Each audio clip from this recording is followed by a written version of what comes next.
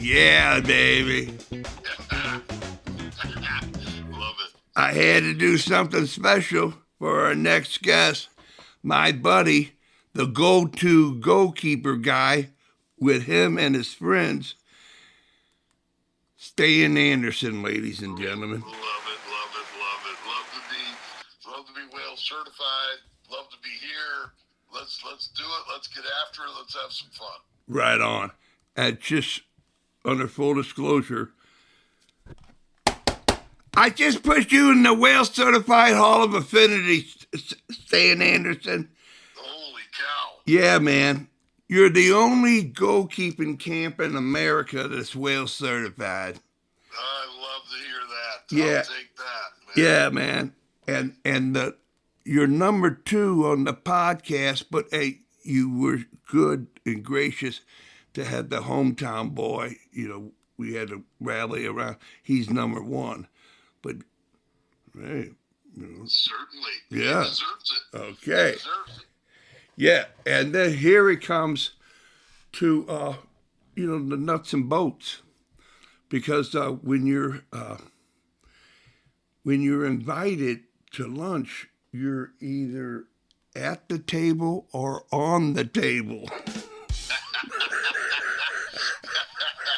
Oh, that's fantastic. I love that. I love that. I've never heard that. I love that. All right, then. And so our mutual friend, I just call him Eric. You have his last name. Weiberg? Yes, that's the guy. There you go. And then the situation is him and his friends all around the world. Our guy, Tony Elliott. Okay, yes. Yeah, came up with the United Goalkeeping Alliance. Yes. Eric Eisenhut is who you mean. Yes. Yeah, oh. Eric Eisenhut. Okay. Yes, Eric Weiberg is one of my guys here in Wisconsin. Oh. Eric Eisenhut does a great job, and I just spent an afternoon with him and his group, and it was fantastic. We were talking, it was an evening actually. We were talking about wall construction and his youth goalkeepers that are a part of the UGKA, which was awesome to be at. His group, he's got a strong group in the UGKA. They're good people, and we had a youth group for about an hour and 15 minutes, and then we had an older group for about an hour and 15 minutes, right in that window of time, and it was great. They're quality people, and Eric does a great job with the UGKA. So we had a good time. It was quality. Yeah, we had a podcast together, and I told him, I said, listen, people, you cannot afford not to be a part of this movement. Exactly. This is how you get to be to the next level. You got to bring something to the next level, and you're gonna have something. Wow! I mean, you separate from the herd. I mean, the A personality and all that. You know, the alpha. Yeah, right. Yeah. This is the deal, and I wanted to bounce what you said about something about to them, and because that Zoom is really a tool of education. Yes. And then yes, and it's a great way for people to network in that program. Yeah. If you're perhaps a young coach, perhaps a young goalkeeper, perhaps an older coach. Christian Benjamin with Keeper Stop does a great job within that group, helping people with this or that apparel question. But if you're a young goalkeeper, let's talk there. They're able to the opportunity to network in that environment, and you can get your name across to multiple people by simply being present, showing your interest. And then obviously your name gets circulated around. So something for people to consider. And that's coming from a person, ladies and gentlemen, who's had a goalkeeping camp 20 plus years and is sold out. I mean, nobody ever even heard of me. What are you talking about? Sold out? Yeah. Yep. And Yep. they gotta wait and listen. Something might happen. The guy gets a call to go to Ireland to get into first division or something. But you know, I mean, Right. come on, man. Uh, you got to get it early. You got. I mean, it's almost like, uh, hey, Clark, come on, man. Maybe you take over. You got enough for two boats. Yeah, yeah. I tell you, we were very, very fortunate this year that in what was it, 2 weeks, we sold out our big show. So that's the older goalkeepers. So on January 2nd, we opened registration, and on January 15th, we closed registration. Now there's some commuter spots available, but that's it, and there is no more than that. So at the end of the day, it's an absolute blessing. And thank you for sharing the fantastic student athlete of significance, Mia Yeah, Hurd. yeah, I yeah. She was, to be the goalkeeper of the camp. It's not an easy deal. I mean, and she was that. And 100%. She's a quality goalkeeper, for sure. Jen will do well with her there. I trust that they're building a quality GK room at Marquette.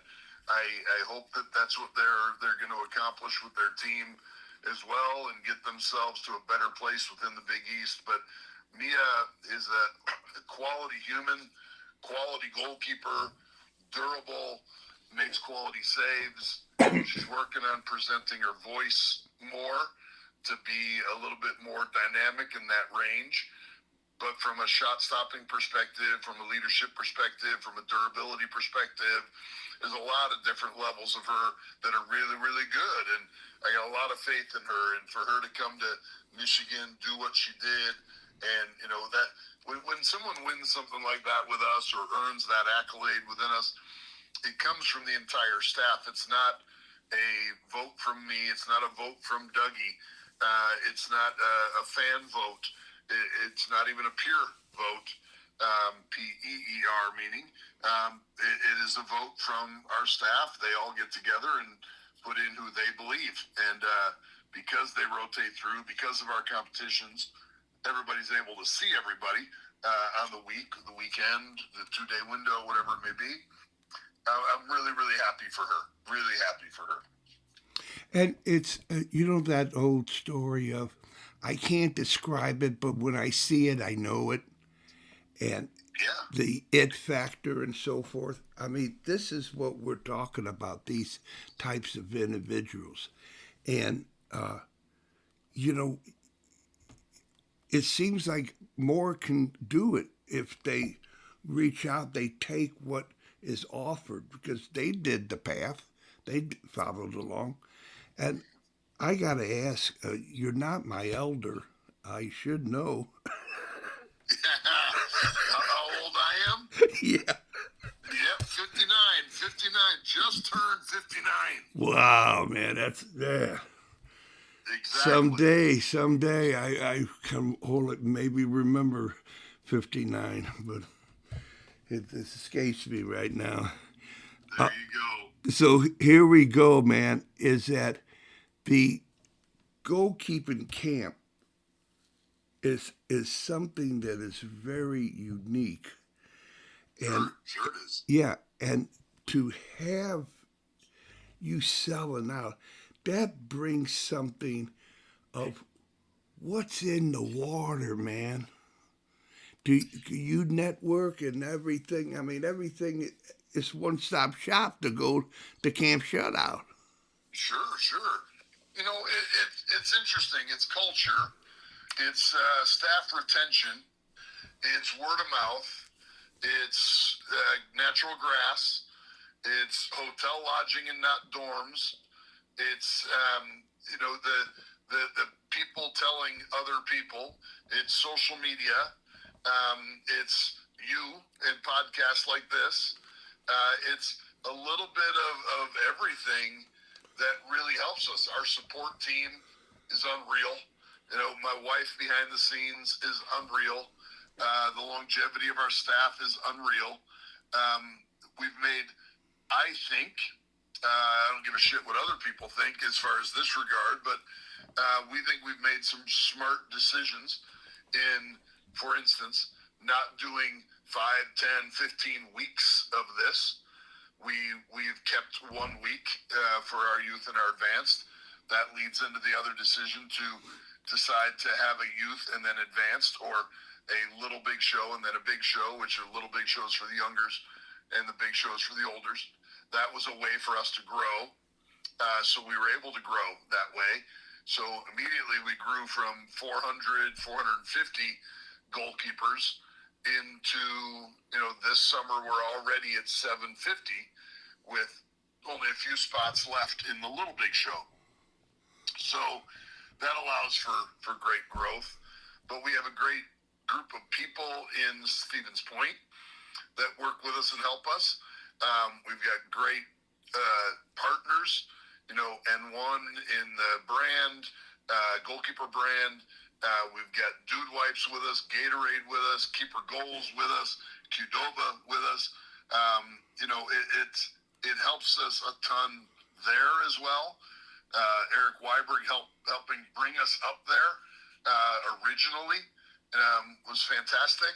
And so, there's a lot to be said to having a lot of those things come together to present something that is, I don't care if people think it's bullshit. I've seen enough people out there that aren't doing something, whatever it may be in life, but for the right reason. And our focus is on the goalkeeper. Our focus is not on revenue. Our focus is not on helping staff get to another place. Our focus is on the goalkeeper. So we could charge more for camp, Wales. We could charge a lot more for camp.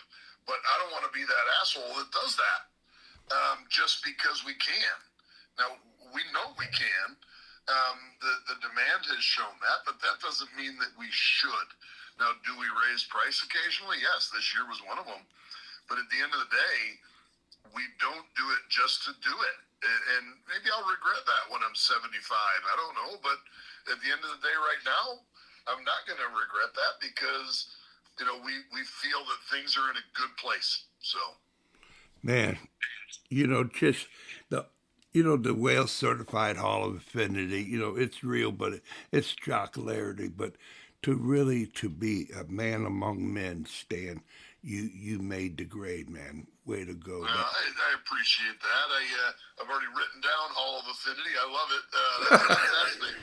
But, at the end of the day, those are decisions. And while it may sound like, wow, he's really full of himself or full of the camp, that's not it at all. We do our best to remember the goalkeepers that come through. We do our best to take care of our staff.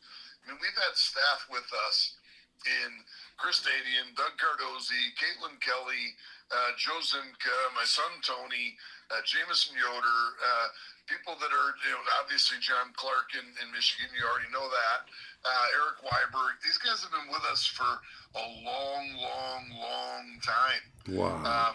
And so they, when we roll up, they know everything that's happening, and most of our staff does as well. And I don't know if people are trying to compete with us. I really don't know, because there's great ones out there. Ryan Goda-Thompson and Tiger Goalkeeping, and Todd Holford is fantastic. And there's others as well. Set GK does a great job. They're coming along. I don't know if Elite GK with Lamelli and Rodan, but I don't know if any of them are competing with us. We're not competing with them. We're just trying to provide our best.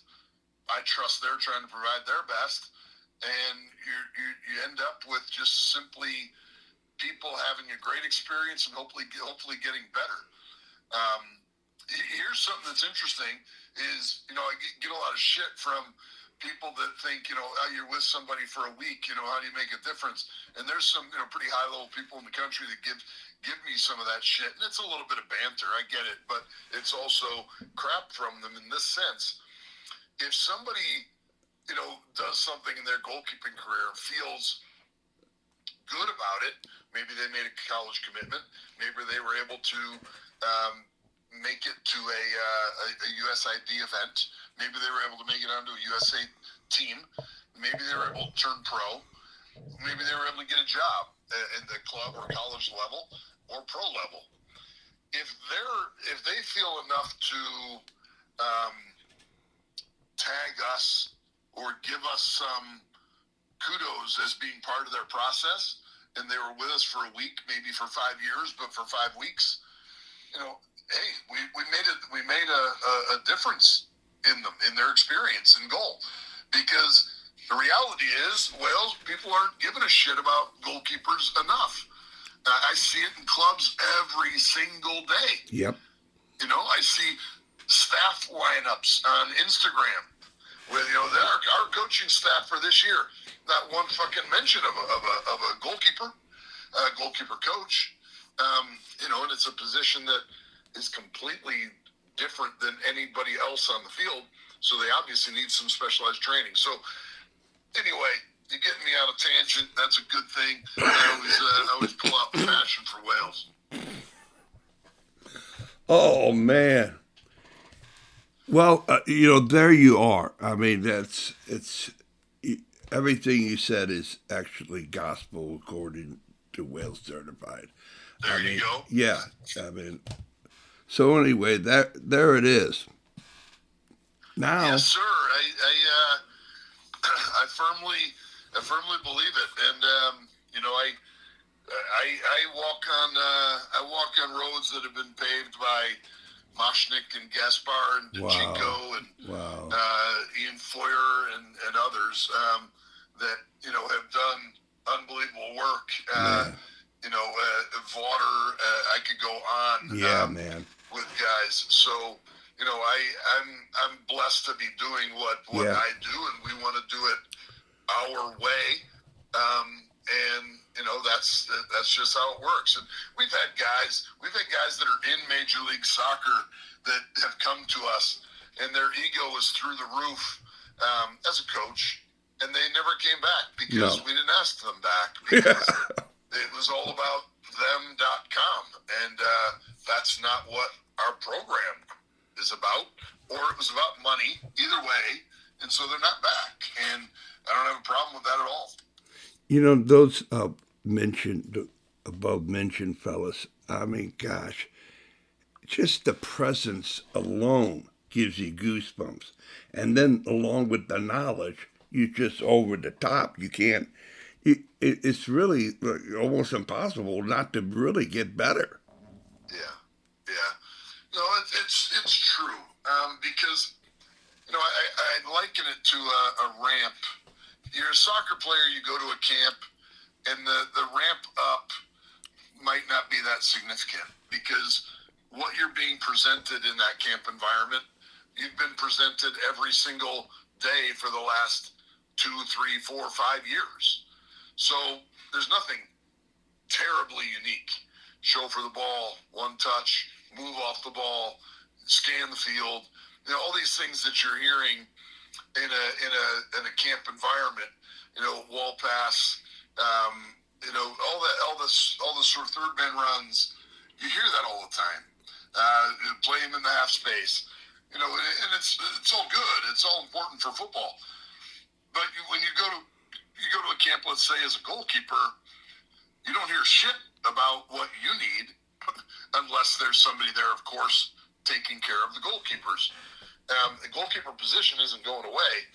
So when you go somewhere and you feel like you're being taught, the ramp up for a goalkeeper is completely different because if for the past 2, 3, 4 years, all you've been doing is operating in this bubble with one other goalkeeper teammate and you never really get any love from any goalkeeper coaching, you go to a goalkeeper camp, that ramp up for you might be significant. And I'd be like, holy shit, I didn't know about this. I didn't know about that. I didn't know how to exit. I didn't know how to communicate. I didn't know how to solve problems before they happen. I was just stopping shots. Well, that might be a much more significant incline in your abilities that you walk away with compared to Johnny Midfielder, who has been told the same thing for, the last 5 years. So. Man. We had a beautiful camp here in St. Louis called the Dutch Touch. A guy named Jan from over there in Ajax, coaching certificates. He was the Dutch national coaching. Just spectacular. Just sure, that's awesome. Yeah, and Terry Minkler.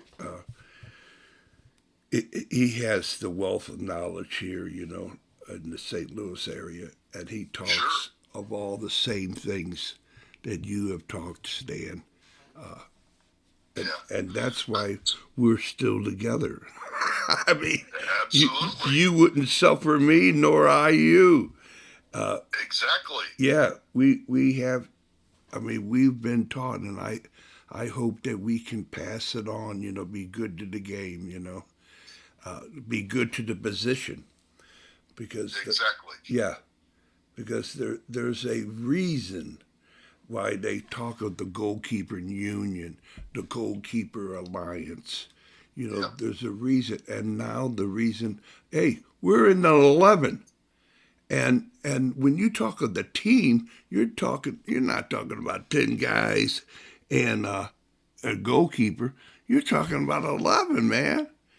Exactly. Yeah. Exactly. Yeah. That union is real if you look after it properly. If you're self-centered and you're only thinking about yourself, it's going to be pretty short-lived for you.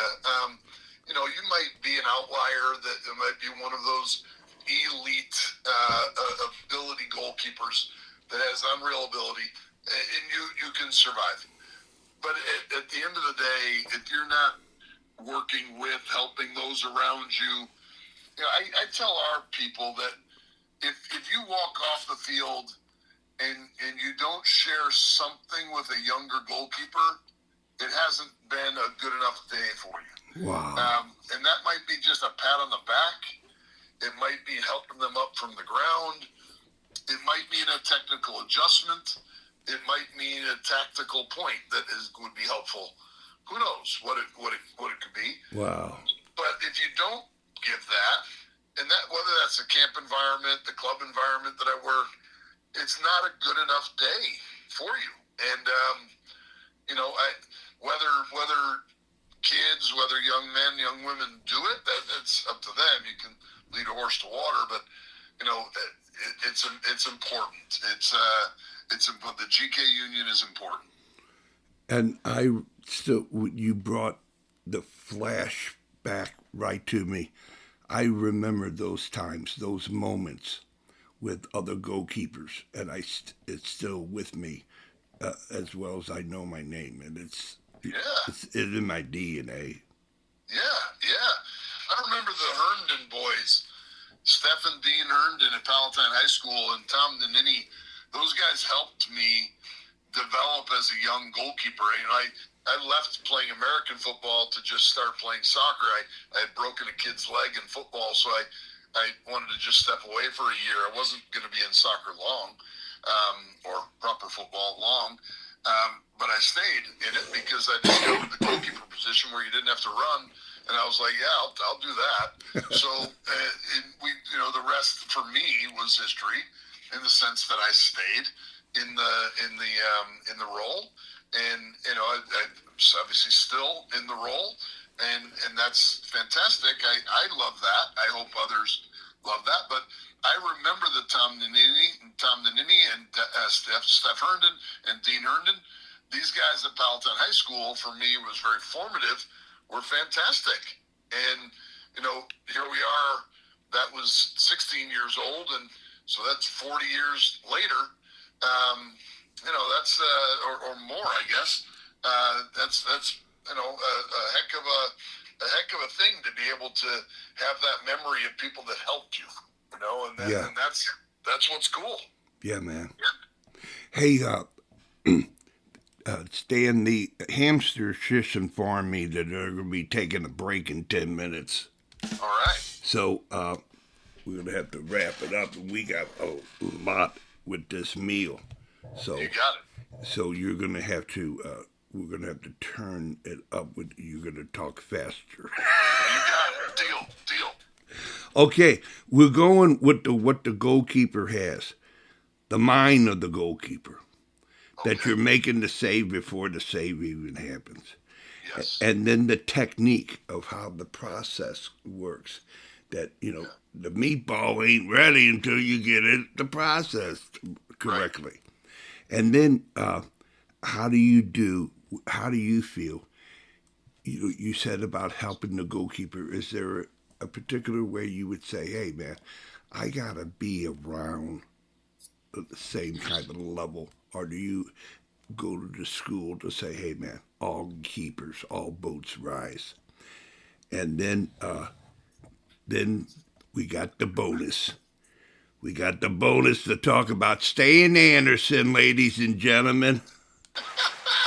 to talk about how the World Cup came, the process since we first heard it. Do we still have the glow? And then the team, and lastly about the team. Do you put the goalkeeper in the team, or do you talk about the team and the goalkeeper? So there it is, Stan. I've talked too much. You are in the deal. Go. Well, appreciate it. I would say if we're talking about the technical, tactical aspects of the goalkeeper, correct? Yes. And what comes first, what gets hammered home, yada yada. For me, you are not a shot stopper. You're a goalkeeper, and with that being the case, you've got to have the technical skill to be able to make the save. Otherwise, you're just going to continue stopping shots, meaning you're going to spill it, and you're going to be stopping shots. Chris Brady had a tough moment the other day in the Fire game, and I shared that on social when MLS obviously came back. So for me, the technique, the technical skill is certainly hammered home. And then the training is to try to put goalkeepers into the replicable spots so they face a 3v2, a 2v1, and they're solving a problem before it happens so they don't even have to face a shot. I'll give you an example. We work off of an area or a program, a philosophy of 1, 2, 3, 4. So if you're in goal and you're looking forward, it's like a clock. There's zone 1, then there's zone 2 for 2 o'clock, there's zone 3 for 3 o'clock, and then there's zone 4, which would be your end line. And you're trying to steer the play as a goalkeeper down to zone 4. And that way, it's very, very difficult for somebody to score. So from the technical, tactical perspective, you're trying to solve the problem with communication before you ever have to face a shot, and hopefully you never face a shot. Those goalkeepers aren't the sexiest, but those goalkeepers are the most effective, they're the most efficient, and probably getting the best results. So, was that fast enough? Wow, baby, yeah, I'm on a roll. Come on. There you go. So, that's just one phase of goalkeeping. Stopping a corner kick. Same thing, you're getting your height matchups. You're getting your zone matchups. You're getting the proper person into the proper zone. You're covering the front black hole. You're either choosing to put people on the post or you're not. For me, that person on the back post needs to be there. But again, it all depends on how people choose to run the position. There's plenty of clubs out there that are having kids go from 7 years old to 18, and they'll never talk about set pieces and help the goalkeeper get to a place where they feel comfortable solving these type of scenarios. And that's where a camp or training comes in, and it's important and it's imperative. But solving problems before they happen is a huge part of goalkeeping. I mean, there it is, ladies and gentlemen. Yep. problem Yep. solver. Yep. Exactly. You have to be. Adjust to your environment. Right. Right. You have to be. Otherwise, all you're doing is sitting back there, and you're not really in an insurance policy anymore. You're just this hopeful brick wall that solves that stops shots. And instead, defenders want to hear from you. Backline members want to hear from you. Center backs want to know if somebody's making a diagonal run behind them. All these sorts of things. They want to know if somebody's on their right shoulder or left shoulder. They don't have eyes in the back of the head, and you're seeing the whole field. You've got to solve it that way. If you don't communicate strongly, at some point between 14 and 34, if your career is lucky to span that long, somebody will take your job, and that's probably going to happen between 14 and 18, and you won't see 34. So you have to open up your mouth and solve problems, or someone's taking your job. There you have it, ladies and gentlemen. Ladies and gentlemen, Stan Anderson just came to Wales Certified and empty his pockets. That was wonderful, man. Yes, Thank sir. you. So now we're going to ask you to bare your soul, bro. Yep. How about walk us through your life about when you heard about the World Cup coming, and from then till now, and what you think might be coming around. And then that age-old question, is it the team and the goalkeeper, or is the goalkeeper's part of the team, man? The goalkeeper's part of the team, but we'll answer in order. All right. I was stoked that the World Cup's coming here. That's fantastic. I made a shirt, 4 years ago whenever it was announced, U.S., Mexico, Canada, and made a shirt, of all of those flags, etc. It's a little bit different climate now in our relationships with Mexico and Canada, but whatever, that's the political landscape. The soccer landscape, I think it's great. I think it's great that it's here. I think it's bullshit what the ticket prices are. I'm not on the team, so Timmy Way, if Pochettino doesn't want him talking about it, that's fine. But for me, I'm a fan watching it, and I can talk about him all day. I do think that it's a bit bullshit that people are paying what they are paying in order to be attending a World Cup game. But it is what it is. If I want to fix it, I can become a member of FIFA, and I'm not. I have no interest. So I'm disappointed in that. What I'm a sticking point for me on this, Wales, is we're not a country full of people that watch soccer. So will we watch the World Cup? Sure, because it's the World Cup. But we're not a nation that then will go absorb. And there's a difference between watching and absorbing. We won't absorb LAFC versus the Sounders. We won't absorb the fire against whoever. We don't. We're a country full of people that watch it. We're not a country full of people that absorb it. And I saw that hockey was similar. There were some peewees playing a game, some bogus bullshit game that we'll have no memory of. Those kids won't. But they were playing while the U.S. was playing Canada in the gold medal game. And those type of moments really bother me, that MLS Next did decide to finish their playoff structure and everything else before the World Cup. Awesome decision. I don't know that the GA has considered that. I don't know that the ECNL has considered that. I don't know that ODP has considered that. I don't know that USYSABLXQ decided that. But thank God MLS Next did, and it allows people to watch. If we're not watching the game, Wales, if the soccer people are not watching the games, why should Gatorade give a shit about sponsoring this or that team or this or that league or this or that country? It just doesn't make any sense to me. We have all the numbers in the world to watch soccer, but we don't. And that really pisses me off when people then complain about what's going on in this country. And I'll give an example, and I said it on some of my other social media channels, is that, at Camp Shutout, the World Cup final is at 2 o'clock on July 19th. That's when we open camp.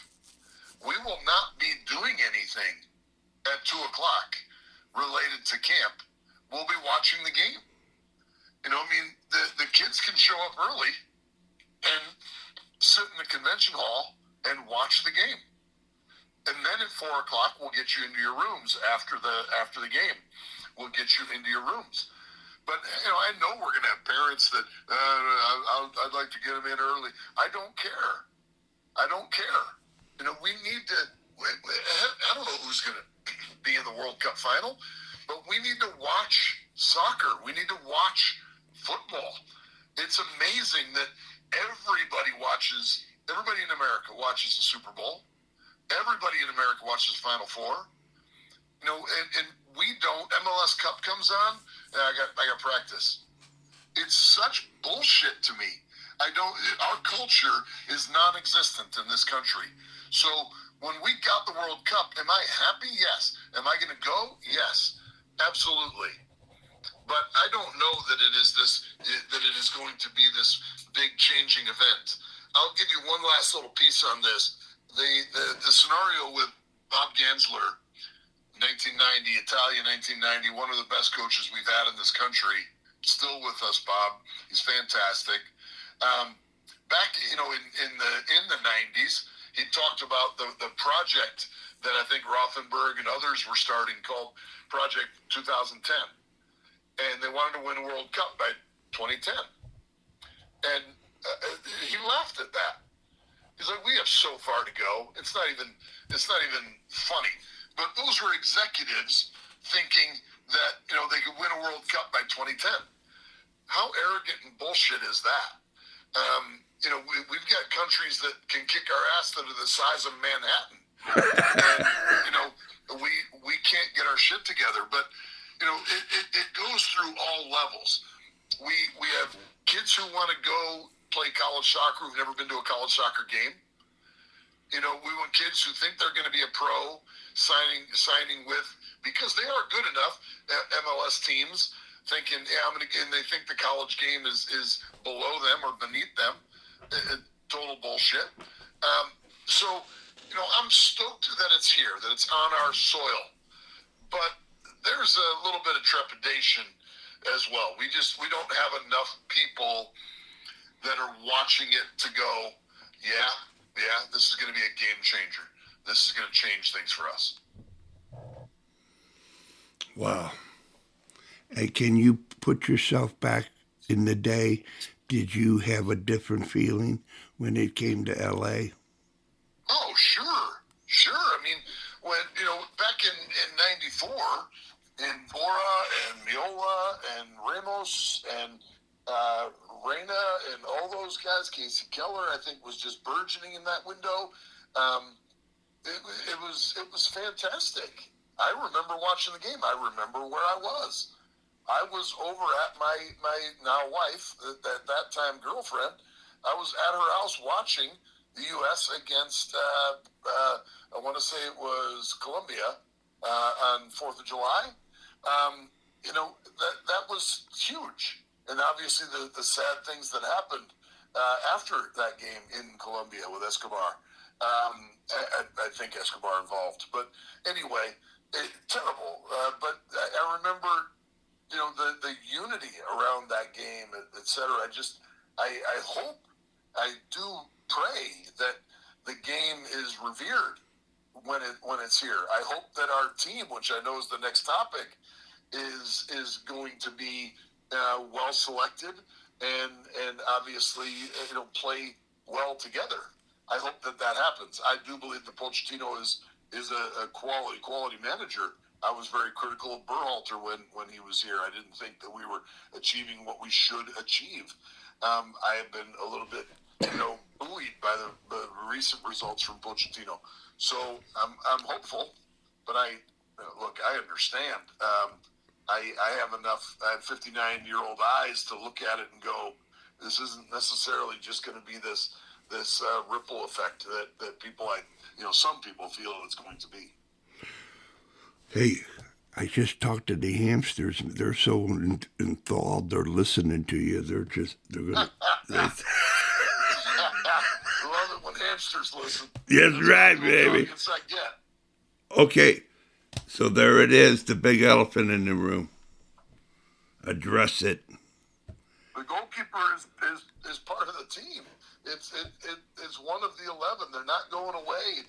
When people say they play a 4-4-2, I'm like, you're playing without a goalkeeper. 3-5-2, playing without a goalkeeper. It's part of the team. It's just neglected, expected, whatever. I don't know. When a goaltender plays in hockey, they are absolutely revered. Hellebuck for the U.S. just now, revered. The Presidential Medal of Honor. They're revered, and rightfully so. I think he had a great job. Obviously, so did Hughes and others within that team. St. Louis had a big effect on the USA teams, men and women, at the end and other countries, I believe. At the end of the day, in soccer, the goalkeeper is misunderstood. They're undertrained. In some cases, they're absolutely revered and respected. Where you ask people what's the toughest position in soccer. I think if you ask an MLS team of 23, 25 players what the toughest position is, I think many would say goalkeeper. I think there's a level of respect, but not the same level of respect, and that's okay. I'm not whining or bitching or pissing or moaning about that. But the reality is that it just is. It is under everything, undercoached, undervalued. It's under everything, and so it makes it a premium for people to be able to get good goalkeeper instruction. It's not ever going away. So in that regard, it is 100% part of the team. The goalkeeper should be trained as part of the team. A youth goalkeeper should play in the team, meaning on the field somewhere to better understand and better serve your team. But yes, the goalkeeper is 100% part of the team. You remember the days in the 70s to talk about Brazil? Well, they got a great team. You don't even think about the goalkeeper. And then you watch the game and the goalkeeper makes fantastic saves. Exactly. Yeah. And you say, oh my God, you got to bring the goalkeeper with you, man. I mean, all the great teams had a goalkeeper of significance. Yes. And, look, I'm providing opinions. I know people provide opinions. In my opinion, people like a Tony Meola, people like a David Vanoli, those guys set the trends in our position, and they're underappreciated as well. I think Tony does great work on TV now, and thank God he's still with us after a heart scare. But it led to the Keller, it led to the Friedel, it led to the Howard. Matt Turner's been a bit of a surprise. Matty Freeze. I trust all these guys know their goalkeeper history, and Zach Steffen has done well in that regard also.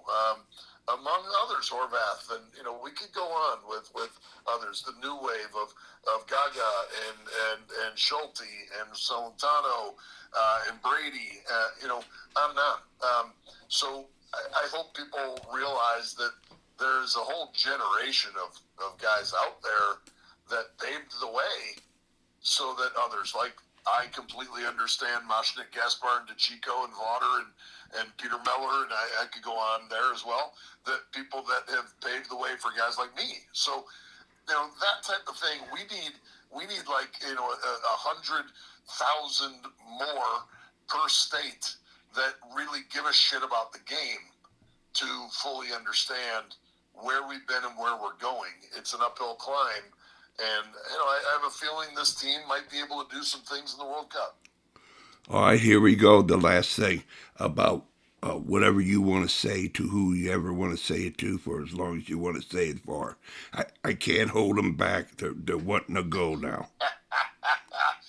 If I were to do anything, it would be I'm gonna give a quality shout to the people that support us at camp, and that's my wife, that's my family, that's what we call our Camp Shutout Influence Group, and our staff, and the people that support us as well, partners and hotels and yada yada.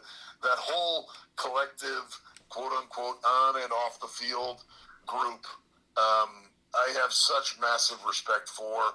We're in February. We're rapidly approaching March. It's hard to believe that March, April, May, June, that leaves us 4 months. It seems like last week we finished camp, but we got 4 months to camp now. And, kids from 46 states will be there. So that's pretty damn cool that, we're going to be able to send kids back and hopefully have a goalkeeper experience that'll last a lifetime. But those people that I mentioned are people that help make that happen. I love them. Right on. And the hamsters love you too. They're ready to go, and we want to thank the hamsters for sticking around.